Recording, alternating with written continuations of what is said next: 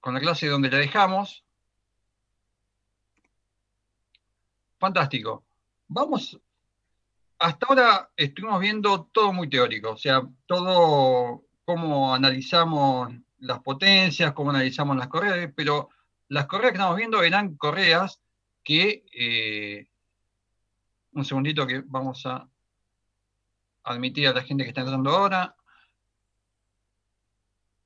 Ahí estamos. Entonces, las correas que estamos viendo hasta ahora eran correas que nosotros podíamos decir que eran ideales. Bien, lo que vamos a hacer ahora es empezar a ver las correas en la vida real y las correas que usamos en la industria. En las industrias donde ustedes se van a desempeñar como ingenieros en el futuro, lo que ya no lo están haciendo. Entonces, tenemos básicamente tres tipos de correas que se utilizan a nivel industrial. Las correas planas, las correas redondas, de sección redonda, y las correas en B o de sección trapezoidal. Vamos a empezar a ver las correas planas. Las correas planas fueron de las primeras correas que se utilizaron en la industria. Estas correas originariamente eran correas de cuero, eran correas muy anchas.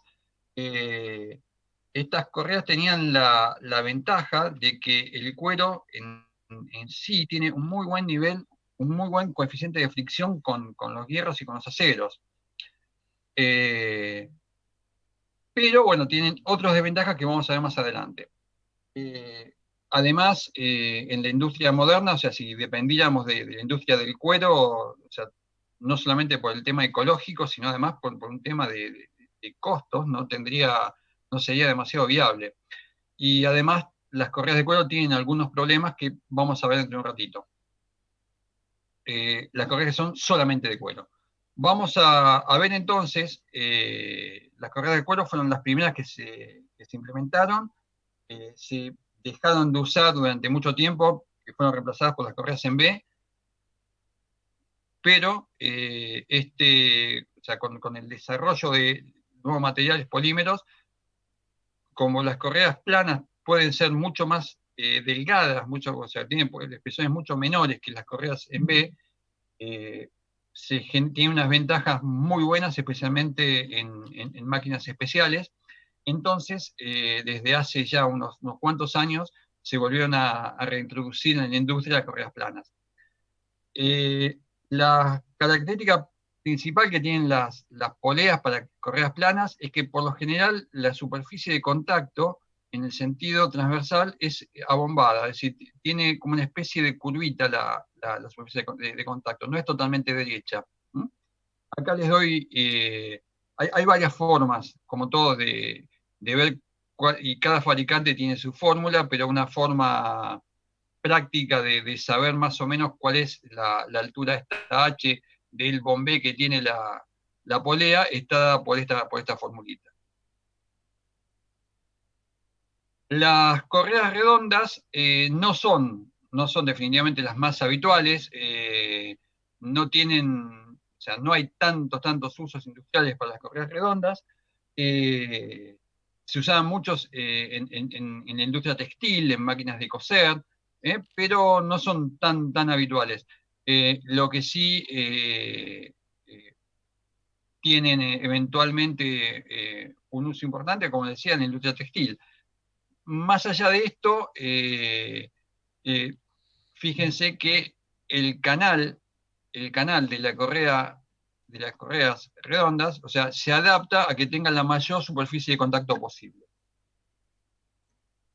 Y como van a ver después que pasa también con las correas en B, tiene la particularidad de que las poleas pueden ser, o sea, monocorreas para una sola correa o multicorreas para muchas correas.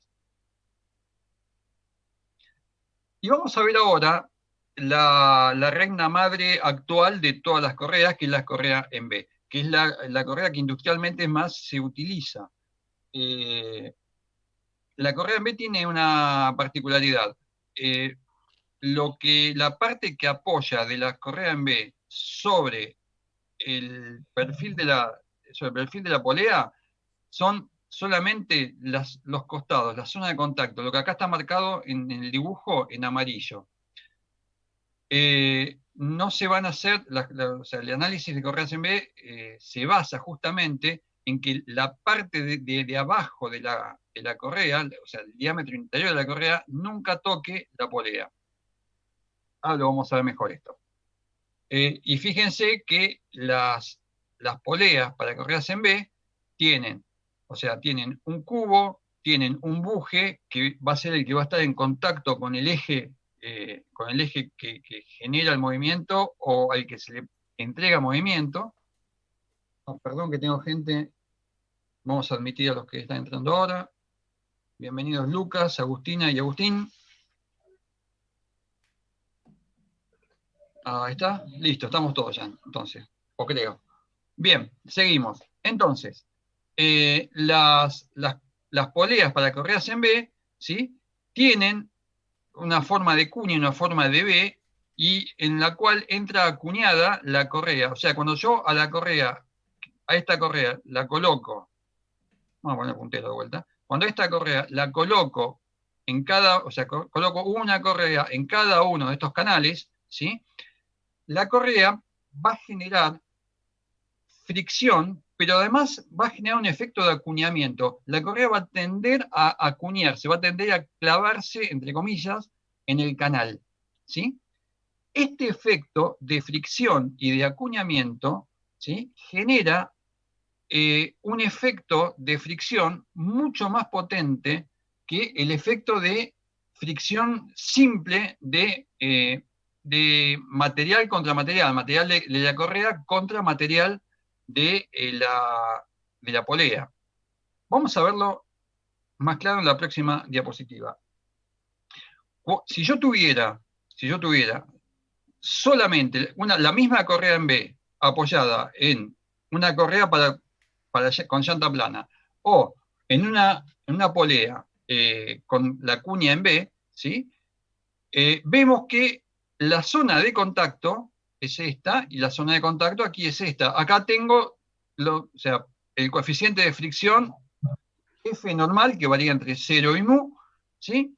Pero si nosotros descomponemos las fuerzas, ¿sí? Y las comparamos con la correa plana, vamos a llegar a la conclusión, ¿sí? De que la fuerza de fricción, o sea, que el coeficiente de fricción y acuñamiento es igual al coeficiente F común que nosotros teníamos, de material contra material, dividido la mitad del ángulo este ángulo se llama ángulo de garganta del canal también, gamma, ¿sí?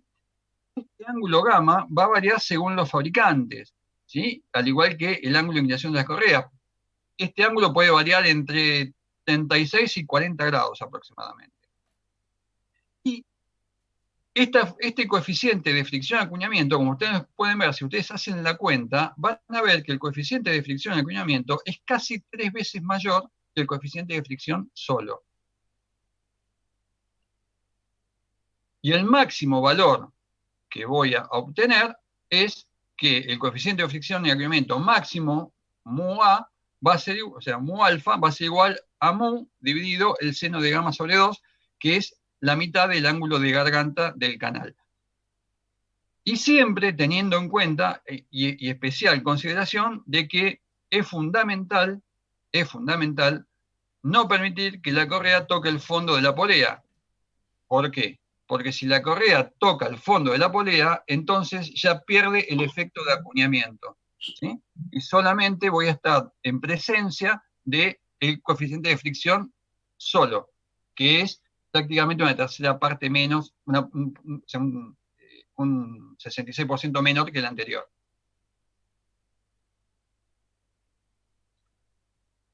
Entonces, para resumir el tema de las correas en B, yo puedo tener varias correas aplicadas a una misma polea, ¿sí?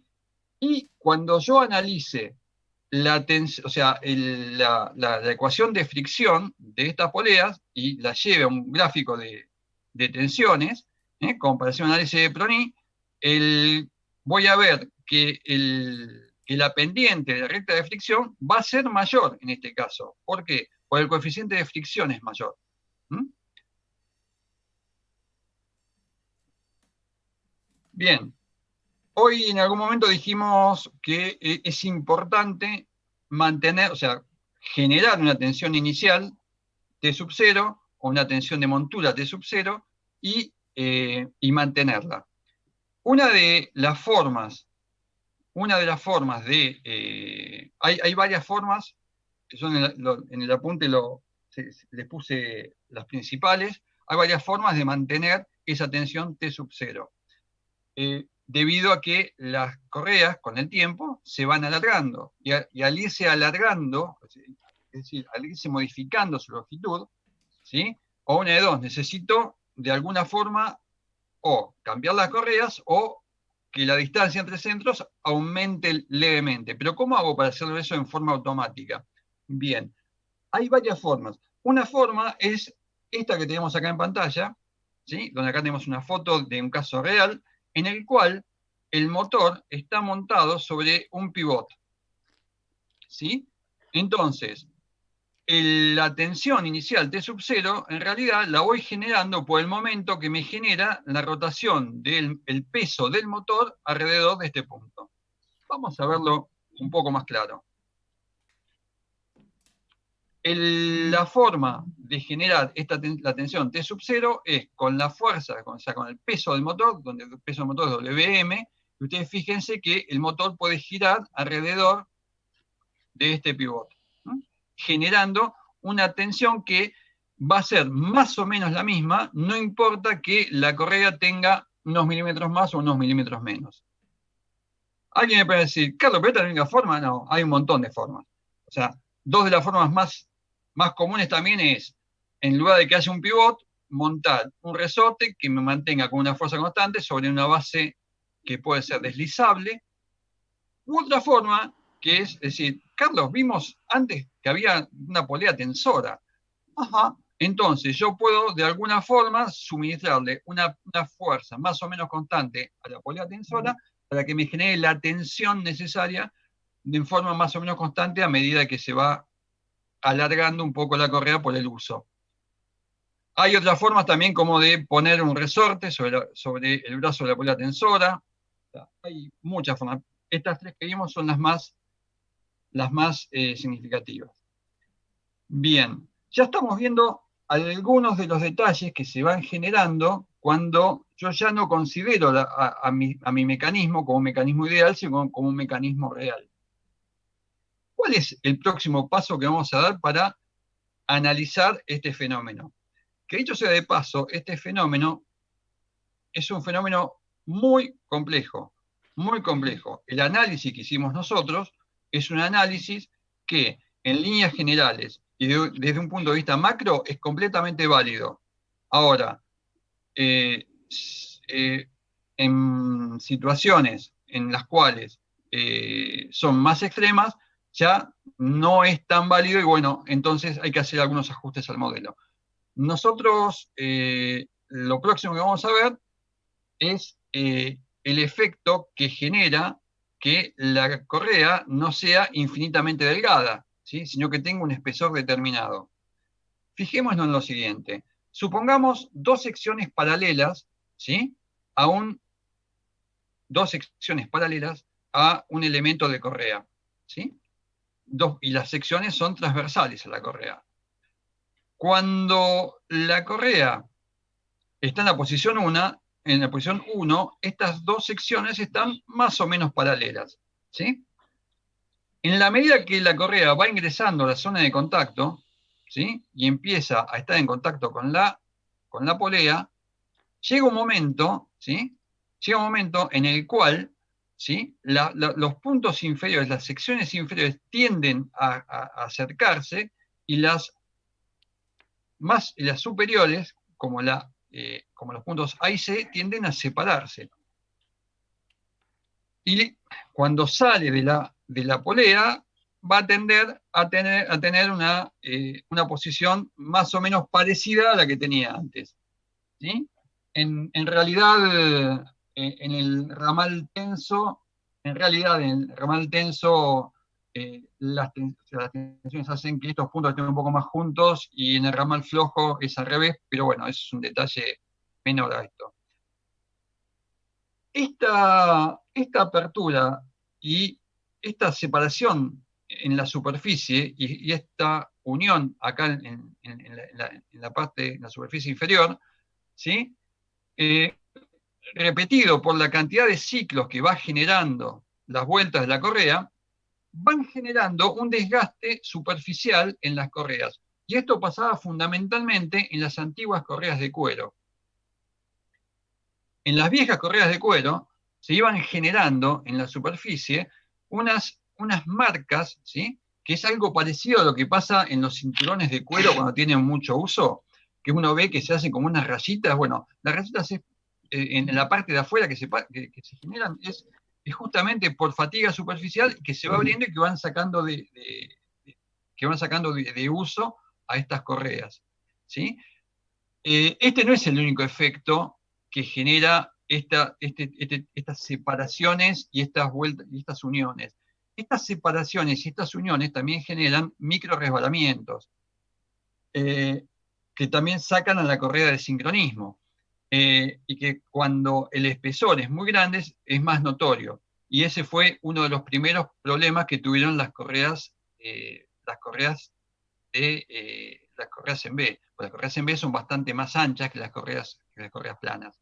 Entonces, estamos teniendo que las correas en B, que son de materiales sintéticos, no tenían el problema de las grietas que corren cuero, pero sí tenían el problema de los micros deslizamientos. Entonces, estas son las primeras fallas que empezamos a encontrar con el tema de las correas. Vamos a ver qué velocidades pueden tener las correas reales entonces. ¿Por qué? Entonces, las correas a baja velocidad, el efecto de la fuerza centrífuga no es apreciable, pero a altas velocidades sí. De hecho, en el trabajo que les subí, el último anexo, que está para el que le gustó mucho el tema y quiere ampliar un poco más, tiene desarrollado todo el trabajo y toda la teoría, suponiendo ya desde un vamos el efecto de la fuerza centrífuga. Las correas son muy buenas, pues se adaptan muy bien a velocidades lineales altas, ¿sí? Y son mucho más flexibles que otros elementos, pero no son infinitamente flexibles. Y además, existen límites a la velocidad de funcionamiento que se deben a muchos factores, ¿sí? Entre esos factores es que las polaridades estén correctamente balanceadas, la vida de los rodamientos.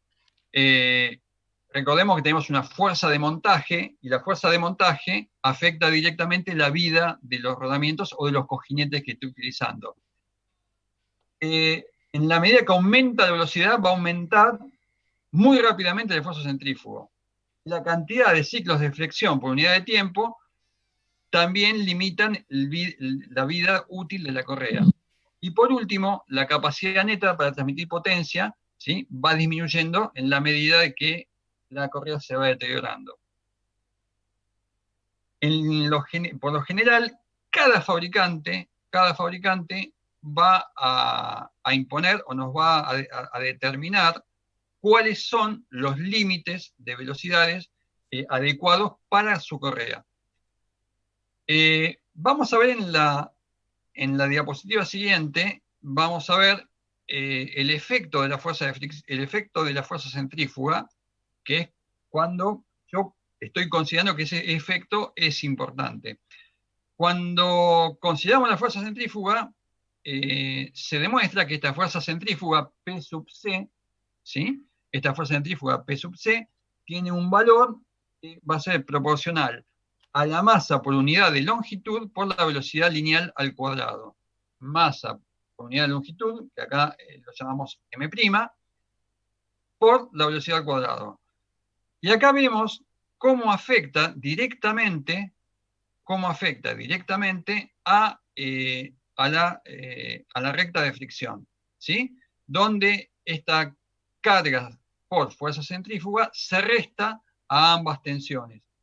Y si yo hago un gráfico de T1 o de T2 en función de la tensión de montura, que es con la cual nosotros habíamos determinado cuál era la zona de funcionamiento, vamos a tener un área, una zona de funcionamiento, ¿sí? Teniendo en cuenta la fuerza centrífuga, que está determinada por esta zona celeste que apareció acá en pantalla. Bien. Entonces, las correas como medio de generar o de transmitir potencia mecánica, ¿sí? Es un método bárbaro, tiene un montón de ventajas. Yo enumeré como 10 ahora, así que vamos a ver cuáles son. Una es que no requieren lubricación. La otra es que son muy silenciosas, comparadas con otros medios como los trenes grandes y las cadenas son tremendamente silenciosas. Son eficientes, tienen eficiencias que varían del 92 al 98%, o sea, un nivel de eficiencia realmente muy, muy bueno.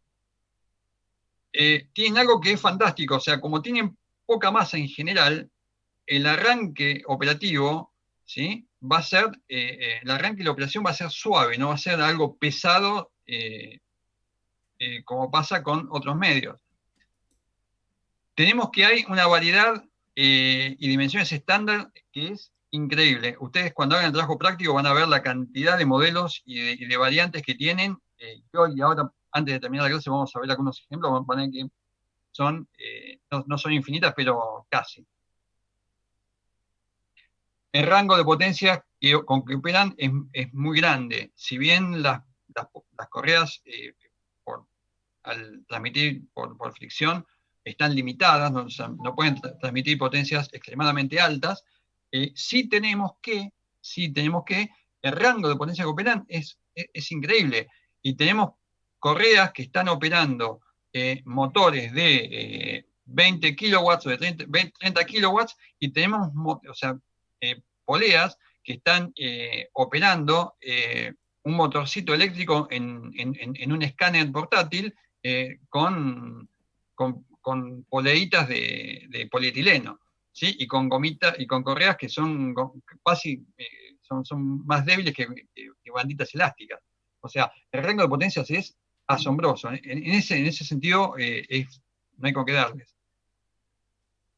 Tienen una capacidad de amortiguación de vibraciones muy grande. Si bien es cierto que debido al efecto creep, que es el efecto que hablamos anteriormente, en el cual se contraen y se dilatan, distinto en la superficie exterior que en la superficie interior, y que eso genera una vibración intrínseca, y que cuanto menor es la relación entre el radio y el espesor de la correa, menor es ese efecto creep.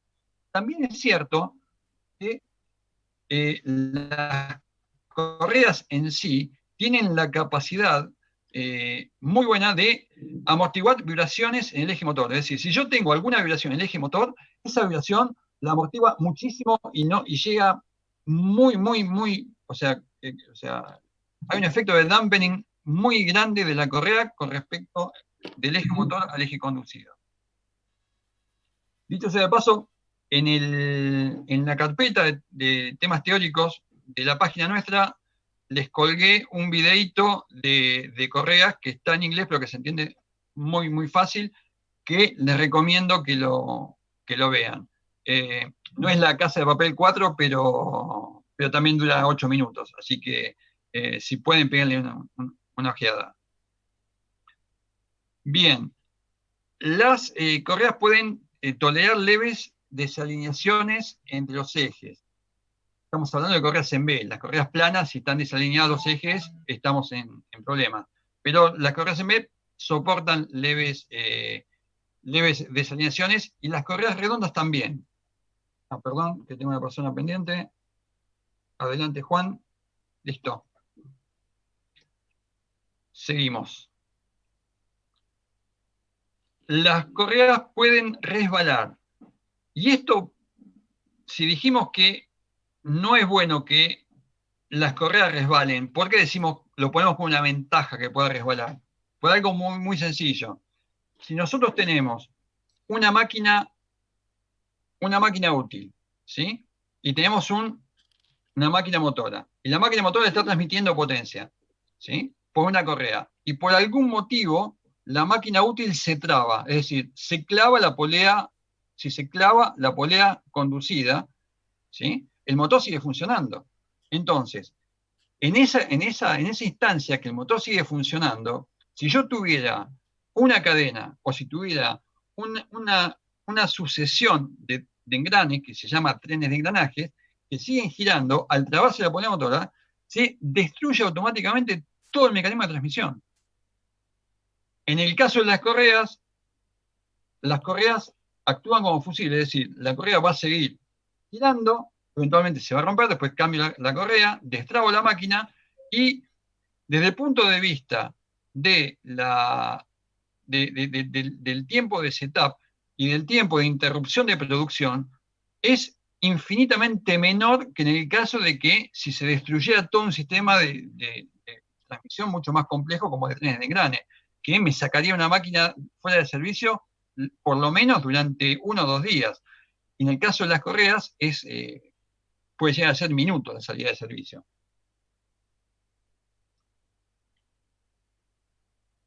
Permiten el cambio de dirección de ejes. En el caso de las correas planas, ¿sí? Se puede dar el caso en que las correas puedan girar una determinada cantidad de grados en algunos casos. Y como nada es perfecto, también las correas tienen sus desventajas. Es decir, son más sensibles a los factores ambientales, es decir, el polvo, la humedad, los lubricantes que pueden andar por el sistema y la luz solar.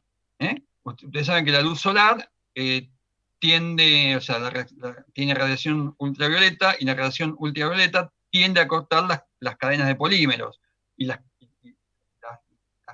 correas actuales todas están hechas a base de polímeros. Tienen poca aptitud para el movimiento sincronizado. Debido a la tensión inicial, generan cargas que acortan la vida útil de los componentes, tienen menor capacidad para transmitir grandes potencias que otros mecanismos. Las transmisiones por correa tienen menor capacidad de reducción. ¿Qué quiere decir esto? Que yo con una correa puedo reducir 2 veces, 3 veces, 5 veces. O sea, pero si yo tengo que hacer una reducción en poco espacio de 10 veces la velocidad angular, y voy a necesitar un reductor hecho con trenes de engrane. Aunque el mantenimiento es bajo, se requiere controlar el tensado de las correas, pues la tensión inicial o la tensión de montaje que tengo, ¿sí? Es la que me genera la fuerza de fricción. Y y si esta baja por debajo, o sea, descontroladamente, voy a perder eficiencia. No pueden controlar, no pueden soportar condiciones de alta temperatura, ¿no? Y no pueden estar en lugares donde tengo a la salida de motores directamente con muchas temperaturas. O sea, si bien las correas modernas me permiten trabajar con temperaturas de menores a los 100 grados centígrados, de todas formas está lejos de poder transmitir como los trenes de engranes que no tienen problema en transmitir a 300 o 400 grados de temperatura.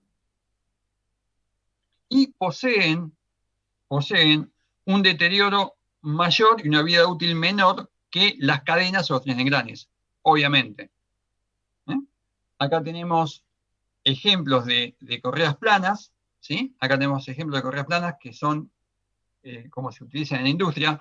Estas correas que están acá son las viejas correas de cuero, que ya prácticamente no se utilizan, y las correas planas que se utilizan ahora son correas, así como de este tipo, acá donde tenemos el tema de cómo una correa plana puede tener un eje con un sentido distinto. Esto obviamente no se puede hacer con una correa en B, ¿sí?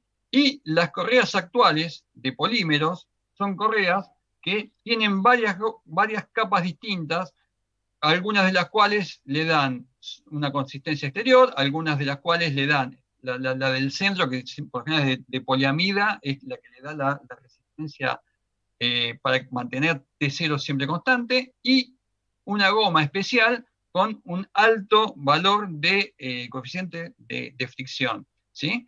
Tenemos que hay algunas que son compuestas con pequeñas láminas de cuero, debido a que el cuero sigue siendo uno de los elementos con mejor coeficiente de fricción que existen en la naturaleza, ¿sí? Entonces, algunas de las modernas correas planas, ¿sí?, tienen un poco de cuero, ¿sí?, pero un poco, no son totalmente de cuero y son espesores realmente muy pequeños. Estas correas planas de polímeros o estas correas planas compuestas tienen ventajas por sobre las correas en B, por ejemplo, que son rotaciones más uniformes, con prácticamente muy pocos deslizamientos, ¿sí? Amortizan los choques y las vibraciones, generan muy bajos niveles de vibración propia por efecto creep, tienen un muy grado alto de adherencia, tienen un buen desempeño a altas velocidades, cosas que las correas en B no, tienen un excelente desempeño de velocidad, son poco sensibles a la humedad, las bencinas, las grasas, tienen una muy buena resistencia a altas temperaturas, son excelentes en ejes verticales, economizan economía eléctrica porque prácticamente no tienen deslizamientos, y admiten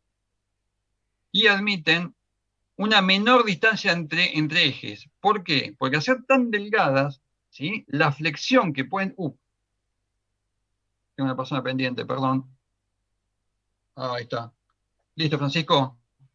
Entonces, admiten una menor distancia entre ejes, ¿sí?, y poleas de radios más pequeños. ¿Por qué? Pues pueden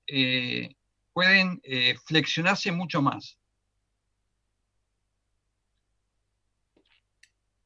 Vamos a ver, vamos a ver las correas en B de verdad cómo son. Las correas en B tienen un cuerpo principal, ¿sí?, tienen cordones de polímeros especiales, ¿sí?, tienen la parte superior y el flanco de la correa, ¿sí?, está cortado especialmente para que tenga un ángulo y una adherencia óptima. En clase. Sorry. Perdón. ¿Qué pasó? Bien. Entonces, en algunas correas en B se va a observar que acá abajo tienen como un dentado. No es que sean correas sincronizadas, ¿sí?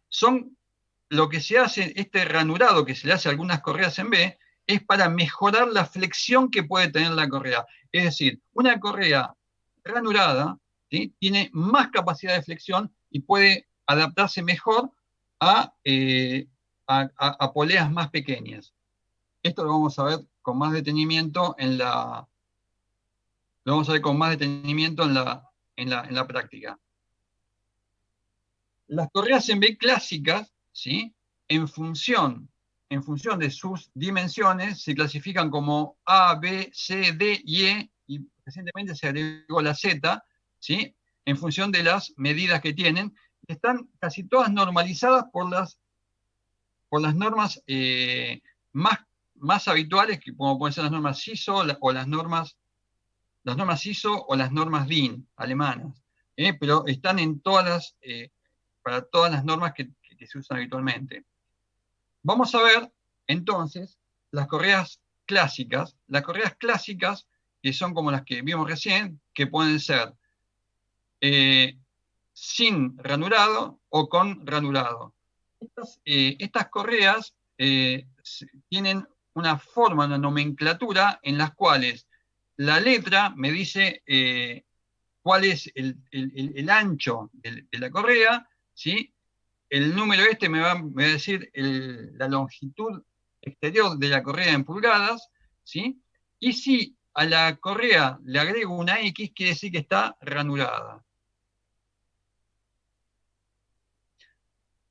Lo mismo pasa con las correas que se conocen como narrow en inglés, o sea, que son las correas estrechas, en las cuales se marca la forma o sea, de nomenclarlas es distinta, pero está todo en los catálogos, y en el trabajo práctico lo van a ver con tranquilidad esto.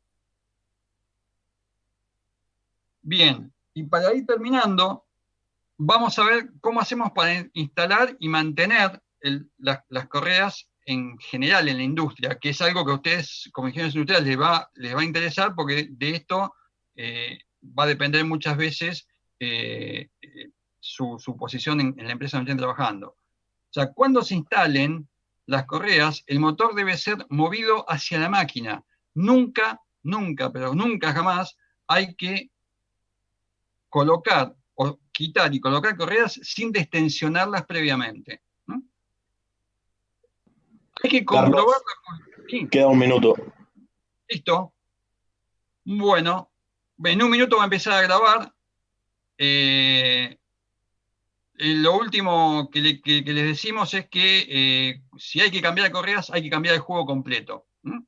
Porque eventualmente las correas van a perder, o sea, van a perder tensión y van a trabajar distintos si no se reparan todas juntas.